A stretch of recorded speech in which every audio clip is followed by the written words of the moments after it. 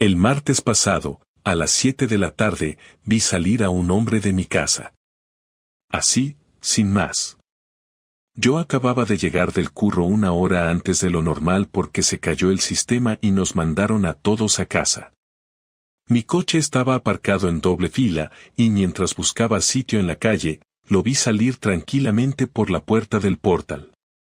Alto, con una mochila al hombro, barba recortada, y lo más curioso, llevaba la chaqueta de Laura. Era su chaqueta. Una de esas de entretiempo, verde oliva, con los botones de madera. No había duda. Me quedé bloqueado durante unos segundos, intentando entender qué estaba viendo. El tipo ni siquiera miró atrás. Caminaba como si nada, como si salir de mi edificio a esa hora fuera lo más normal del mundo. Laura me había dicho que iba a estar en casa, que no se encontraba bien y que saldría solo si mejoraba. Pues parece que mejoró bastante como para recibir visitas. Me bajé del coche sin cerrar ni con llave y subí las escaleras de 2 en 2. Cuando abrí la puerta, la casa olía a perfume. No al de Laura. A uno de esos perfumes caros de hombre, dulzón y penetrante. Ella estaba en la cocina, con el pelo todavía mojado, como si acabara de ducharse. «Cariño», me dijo. «¿Qué haces aquí tan temprano?» Y sonrió. Como si todo estuviera bien. Como si no acabara de ver salir a un tío con su chaqueta puesto. No dije nada. Solo caminé hasta el salón y me senté en el sofá. Encendí la tele, como si necesitara ruido para pensar. Y en silencio, me quedé observándola mientras fingía cortar cebolla. Ese fue el momento exacto en el que algo dentro de mí se rompió. No dije nada ese día. Ni al siguiente. Pero supe, en ese instante, que algo no cuadraba. Que ese hombre no era un amigo, ni un vecino, ni un repartidor. Y que ella no era la mujer que yo pensaba. Lo que no sabía era hasta dónde iba a llegar todo esto, ni lo que yo mismo iba a hacer. Durante los siguientes 3 días no volví a ver a ese tipo, ni en mi calle ni en los alrededores, y tampoco hice preguntas. No soy tonto, pero sí soy paciente. No iba a explotar sin tener algo más que una imagen fugaz en mi cabeza. Así que me dediqué a observar, a registrar cada detalle como si fuese un inspector de aduanas. No era difícil notar que algo no encajaba. Laura empezó a ducharse más de lo normal, por la tarde, justo antes de que yo llegara del trabajo, y nunca dejaba ropa sucia en el baño, como si tuviera que eliminar cualquier rastro. También empezó a salir más a menudo, con excusas que no se esforzaba en disimular. Compras, reuniones de madres del colegio, cafés con compañeras del instituto, cosas que antes no hacía ni aunque la obligaras. Yo le seguía el juego. Le decía que me alegraba de que socializara más, que le hacía bien salir un poco de la rutina. Y ella sonreía como una actriz en una obra mediocre, demasiado exagerado todo, como si quisiera convencerse a sí misma más que a mí. El jueves, cuando llegó a casa a las 9 de la noche, traía en la mano una caja de sushi del supermercado. Lo dejó en la encimera y dijo que no tenía hambre, que ya había picado algo con las chicas. Yo ya había cenado, así que simplemente asentí y le pregunté si se lo había pasado bien. Me respondió que sí, que lo necesitaba. Pero no me miró a los ojos. Se fue directa al dormitorio y no salió más en toda la noche. Lo curioso es que, desde hace tiempo, cuando ella miente se vuelve cariñosa, como si su culpa se disfrazara de afecto. Pero ahora no. Ni un beso. Ni una mano en el hombro. Ni una frase amable. Solo distancia. El viernes salí del trabajo antes y me fui directamente a casa de Jorge, mi primo, que vive en el barrio de al lado. Él trabaja como guardia de seguridad en un centro comercial y siempre ha sido bueno con la tecnología. Le conté todo, sin adornos, sin exagerar. Le dije que sospechaba que Laura me estaba engañando y que necesitaba pruebas. No quería revisar su móvil, no por principios morales, sino porque sabía que si había algo, ella no lo guardaría allí. Jorge me sugirió algo mejor, poner una pequeña cámara en casa, algo discreto, sin conexión a red, que grabara localmente y que solo yo pudiera revisar. No es ilegal grabar en tu propia casa, dijo. Lo importante es no decírselo a nadie. Me dio una microcámara del tamaño de una moneda de euro. La colocamos detrás de una estantería del salón, justo frente al sofá y con vista parcial al pasillo. La idea era simple: si alguien más entraba a mi casa cuando yo no estaba, esa cámara lo captaría. Me sentí sucio haciéndolo, pero la duda ya se había instalado y no iba a desaparecer sola. El sábado, a media mañana, le dije a Laura que iría a visitar a mi madre en Castellón y que volvería el domingo por la noche. Le pareció perfecto. Incluso me ayudó a preparar la mochila, como si fuera una esposa preocupada por su marido. Me fui antes del mediodía, pero no conduje a Castellón. Di vueltas por Valencia, fui al cine solo, comí en un restaurante y dormí en casa de Jorge. A las 11 de la mañana del domingo, fui a casa a buscar la cámara.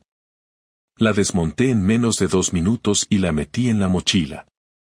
Luego me fui a dar una vuelta en coche hasta que se hiciera la hora de volver oficialmente a casa. Esa noche, después de saludarla como si nada, entré al baño y cerré con llave. Saqué la tarjeta de la cámara y la conecté al portátil. Durante un rato no pasó nada interesante.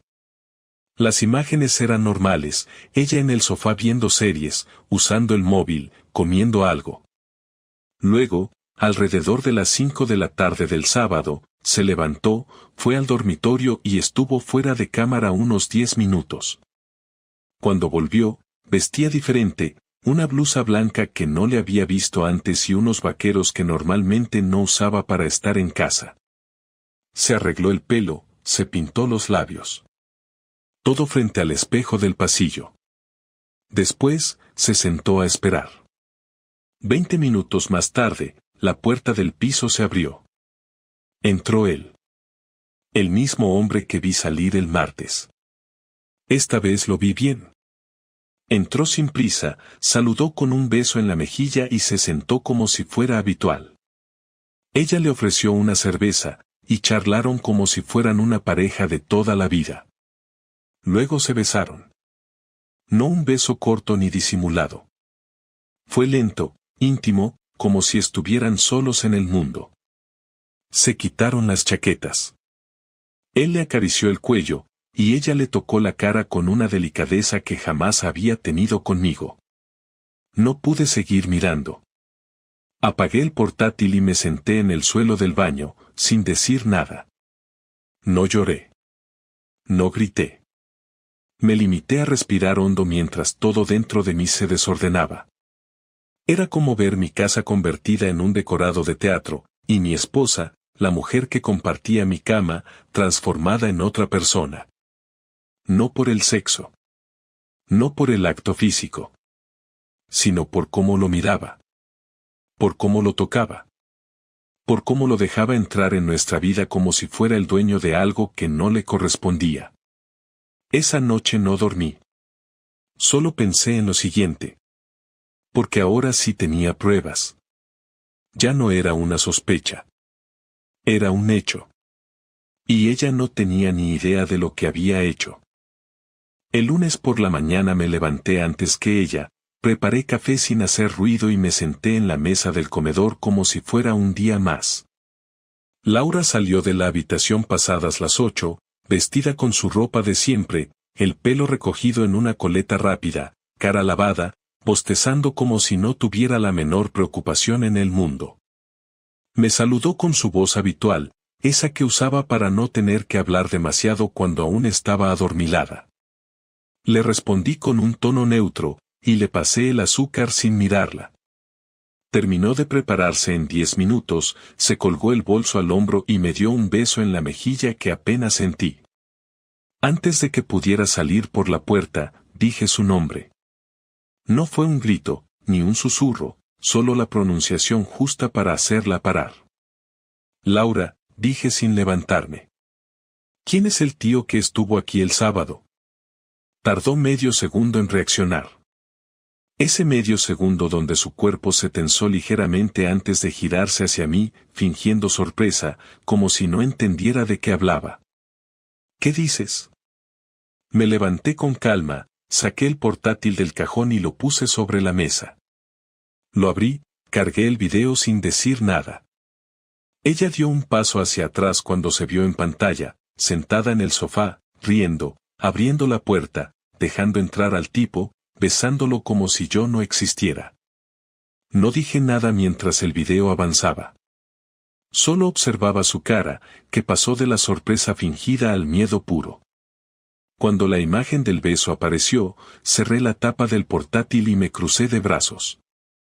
Ella se quedó de pie, sin saber si correr o hablar. ¿Quién es? Repetí.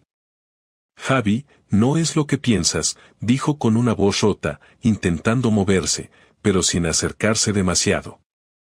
Ah, ¿no? ¿Y qué es entonces? ¿Un juego?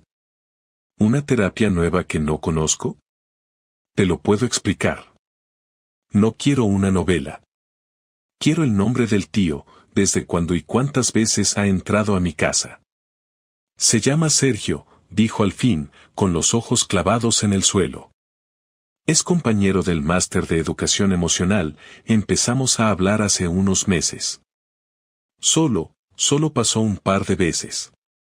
¿Un par de veces? Le interrumpí. ¿Y el martes también era un par de veces? ¿O eso fue parte del curso también? No me hables así, por favor, dijo con voz temblorosa, pero sin rabia, más bien como si supiera que no tenía defensa. ¿Y cómo querés que te hable, Laura? ¿Con una sonrisa? ¿Te preparo desayuno mientras me contás cómo te gustó? Ella no respondió. Se sentó en la silla, cabizbaja, sin atreverse a mirarme. Yo seguí de pie, con los brazos cruzados, esperando algo más, alguna mínima señal de respeto, aunque fuera una mentira bien construida. Pero no. Todo lo que hizo fue suspirar y decir. No sé por qué lo hice. Eso no es una respuesta. No tenés 15 años. No sos una adolescente que se besó con un imbécil en una fiesta. Tenés 36 años, un marido, una casa, una vida. No se te metió un error en el dedo. Ella empezó a llorar. No escandalosamente, sino ese llanto de quien sabe que la cagó y no tiene cómo revertirlo. Yo me senté frente a ella y la miré durante varios segundos. Me pregunté qué esperaba conseguir con eso. ¿Pena? ¿Compasión? ¿Que la perdonara ahí mismo como si nada hubiera pasado? ¿Te pensás que soy estúpido? Pregunté sin levantar la voz. ¿Que no me di cuenta desde hace semanas que algo raro pasaba? No quería hacerte daño, respondió entre sollozos. Solo necesitaba algo diferente, algo que no sabía cómo pedirte. Me sentía apagada, vacía, y él apareció en un momento raro. Y en vez de hablarlo conmigo, decidiste dejarlo entrar por la puerta como si fuera tu compañero de piso. No lo planeé, dijo casi en un susurro. Eso es lo más cobarde de todo, respondí. Que ni siquiera tuviste los huevos de asumirlo desde el principio. Entró a escondidas, se fue con tu chaqueta puesta, como si yo fuera un imbécil que no se entera de nada. Hubo silencio. Largo. Pesado. Ella se secó las lágrimas con la manga del suéter y me miró por primera vez desde que empezó la conversación. ¿Qué vas a hacer? No respondí enseguida. Me quedé mirándola, analizándola como si fuera otra persona. Esa era la parte más difícil. Darme cuenta de que la mujer con la que había compartido casi una década no era la que tenía enfrente. Algo en ella había cambiado, o quizás siempre fue así y yo no lo había querido ver. Todavía no lo sé, dije al fin. Pero no me voy a quedar sentado mientras haces de cuenta que esto no pasó. Si querés explicaciones, las vas a tener que dar bien, desde el principio. Y si no podés, mejor no digas nada más. Ella asintió, sin discutir. Se levantó, agarró su bolso y se fue al trabajo sin decir nada más. Ni un abrazo. Ni un intento de disculpa real.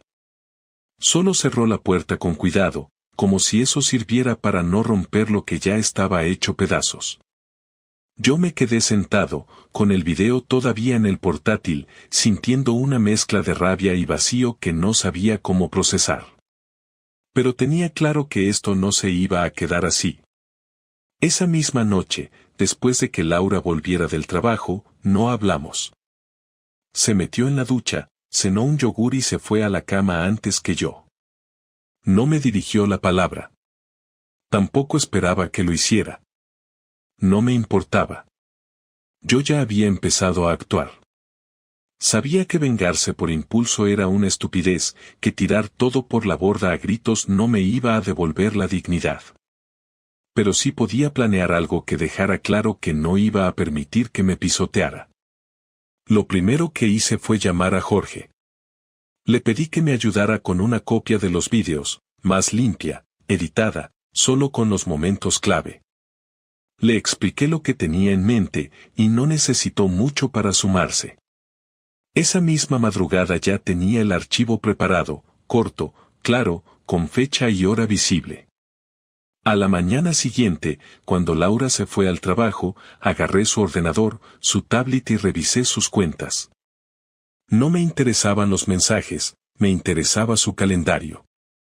Y ahí estaba, ese miércoles por la tarde tenía una comida con sus compañeras del máster, según ella. En realidad, era la excusa que usaba para verse con él. Imprimí una captura del video en color, en tamaño grande. La puse en un sobre y lo dejé sobre la mesa del salón. Junto al sobre, un pequeño papel con una frase escrita a mano: ponele otra excusa a tus amigas. Sabía que lo iba a ver apenas llegara. Y sabía también que no iba a poder mirarme a la cara. Me fui de casa antes de que volviera.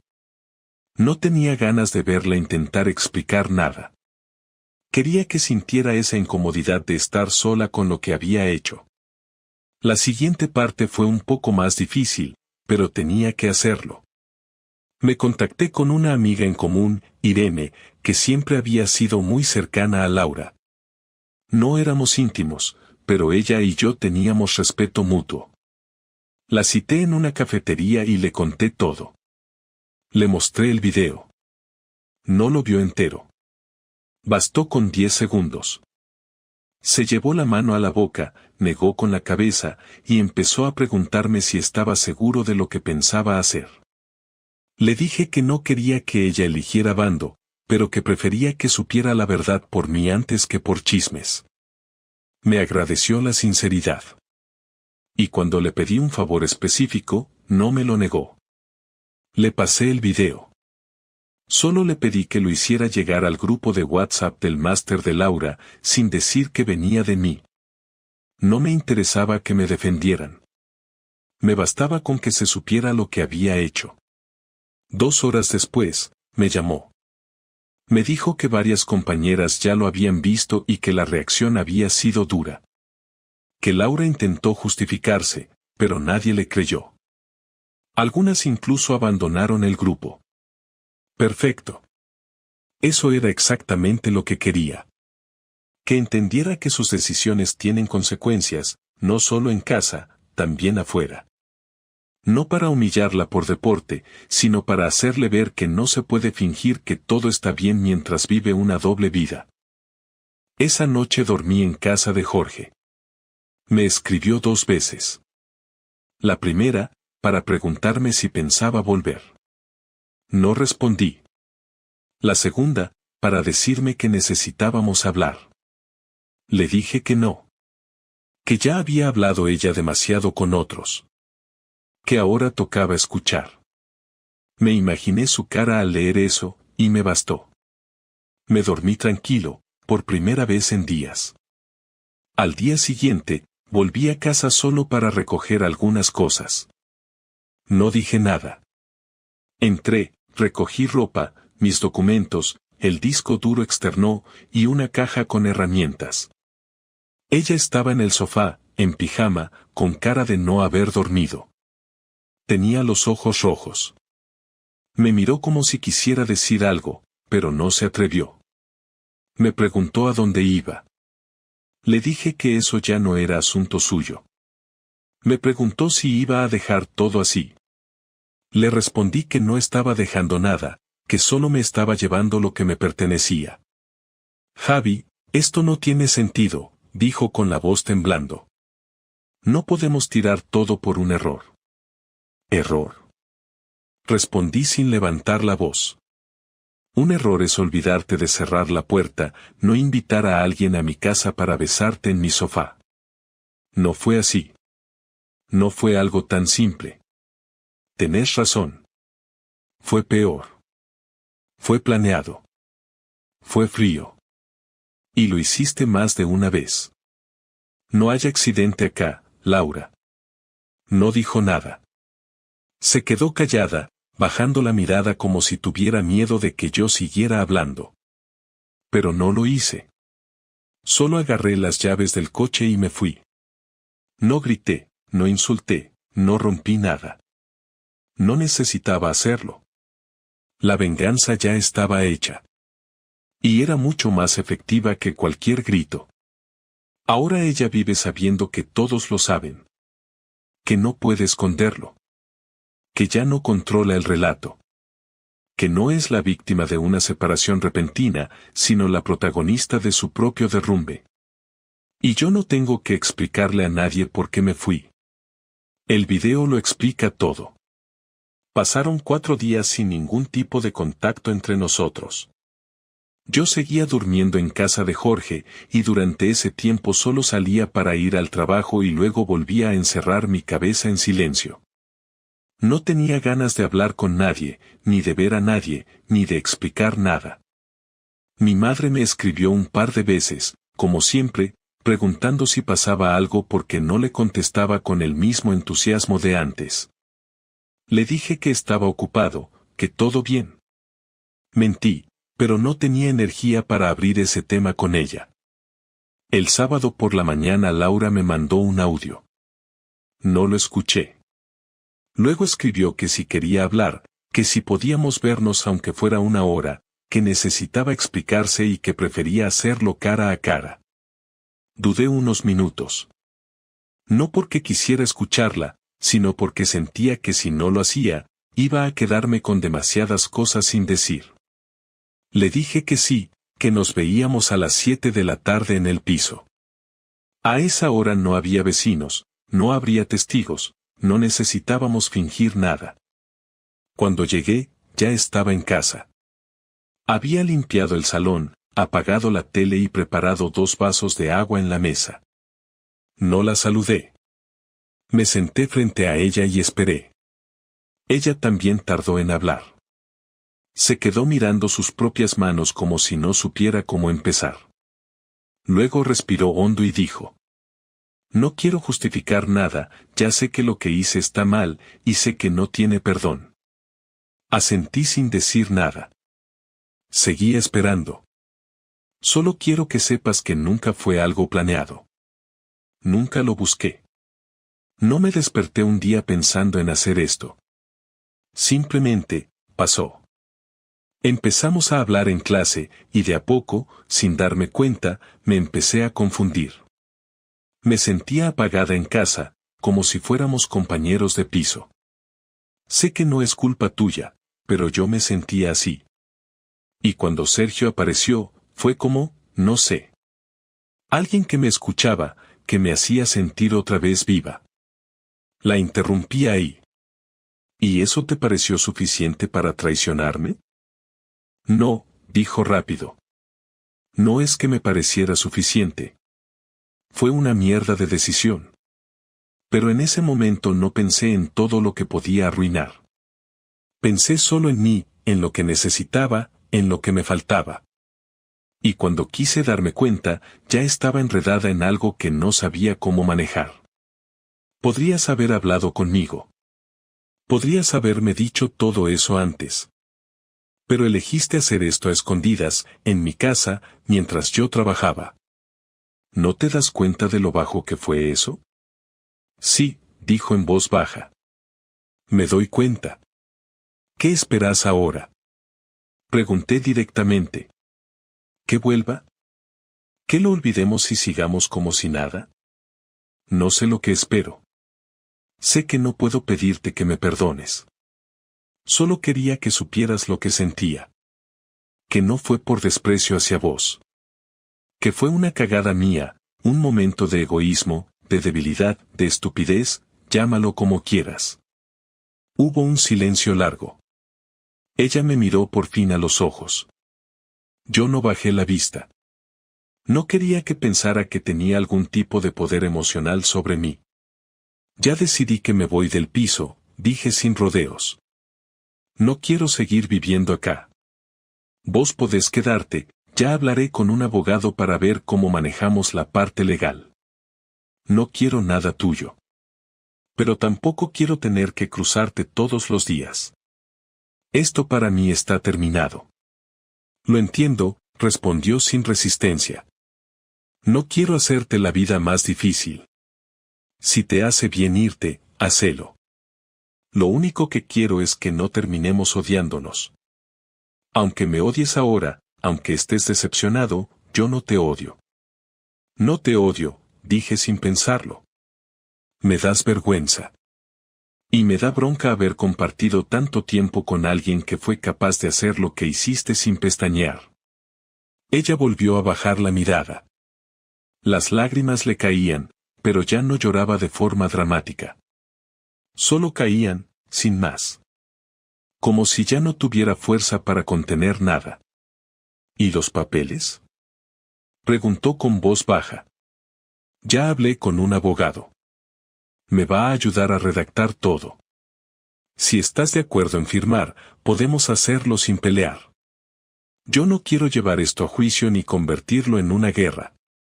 Pero si pones una sola traba, te juro que lo hago público con nombre y apellido. El video sigue existiendo, y hay más copias. No voy a poner trabas, respondió rápido. Me lo merezco.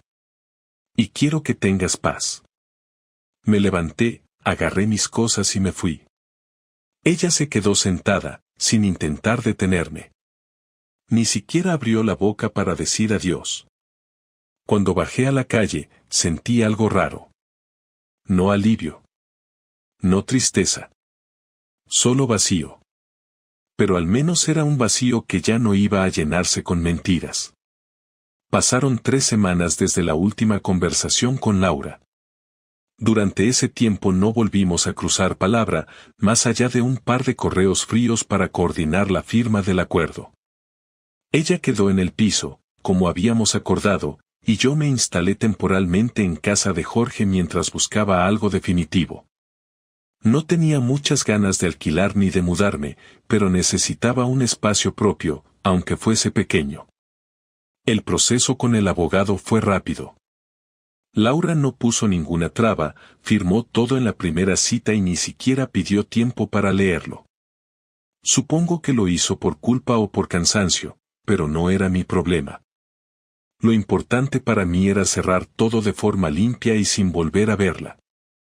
Los primeros días después de la firma no fueron tan duros como imaginaba. No me sentía deshechón ni furioso. Me sentía raro. Me despertaba temprano como siempre, pero sin necesidad de hacerlo. Preparaba café por costumbre, no por ganas. Iba al trabajo como si nada hubiera pasado, cumplía con mis tareas, hablaba con mis compañeros, pero dentro mío todo se sentía como si fuera parte de otro sistema, como si alguien más estuviera viviendo mi vida y yo solo la estuviera observando. Jorge me preguntaba a veces si necesitaba hablar o si quería salir a despejarme. Le agradecía, pero siempre le decía que no. No porque me creyera fuerte, sino porque hablar ya no cambiaba nada. Lo había dicho todo. Ella también. Y el resto ya era trámite. Un sábado por la mañana salí a caminar sin rumbo. Terminé en la playa, aunque no era mi plan. Me senté en un banco frente al paseo marítimo, saqué el móvil y empecé a borrar fotos. Las tenía guardadas desde hace años. Vacaciones, cenas, cumpleaños, fotos tontas en casa. Todo eso que en su momento era especial, ahora no era más que un archivo muerto. No me puse nostálgico. Ni lloré. Solo pensé en lo mucho que uno se puede equivocar creyendo que una relación sólida es garantía de algo. Todo se puede romper si la otra persona deja de cuidar lo que tienen. No importa cuánto esfuerzo pongas si del otro lado no hay lo mismo. Más tarde, ese mismo día, me escribió Irene. Me preguntó si podía contar conmigo para una cena con algunos amigos, gente del grupo de siempre, sin Laura. Le dije que no. Le agradecí por el gesto, por seguir hablándome después de todo, pero no estaba listo para sentarme en una mesa a escuchar anécdotas mientras fingía que no me importaba lo que pasó. Me ofreció quedar a solas, solo para tomar algo y charlar, pero también lo rechacé. No tenía ningún interés en abrir la puerta a nada ni a nadie en ese momento. No por miedo, sino por respeto a mi propio proceso. Una noche, mientras revisaba cosas viejas en el portátil, encontré una carpeta con videos de los dos. Eran clips caseros, pavadas grabadas en casa, bailes estúpidos, cosas de cuando uno todavía se divertía con poco. Dudé en abrir uno. Lo hice igual. Duraba poco. Se nos veía a los dos en el salón, Laura haciendo como que cantaba con una cuchara y yo detrás haciendo como si fuera su manager. Me reí, no por el contenido, sino por lo desconectado que me sentía de esa persona que aparecía ahí. Era yo, sí, pero también era alguien que ya no existía. Borré el video y vacié la papelera. Unos días después conseguí un piso chico en el barrio de Ruzafa.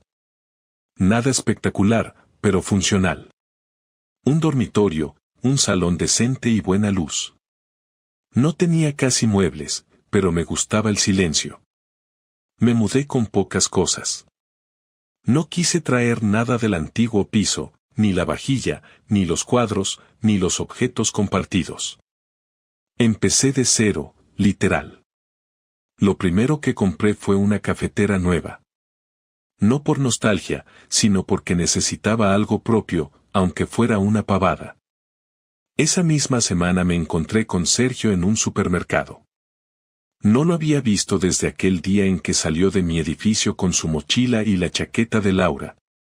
Me miró, se quedó helado. No me dijo nada. Yo tampoco. Lo miré 2 segundos y seguí caminando como si fuera un desconocido más. No tenía sentido armar ninguna escena.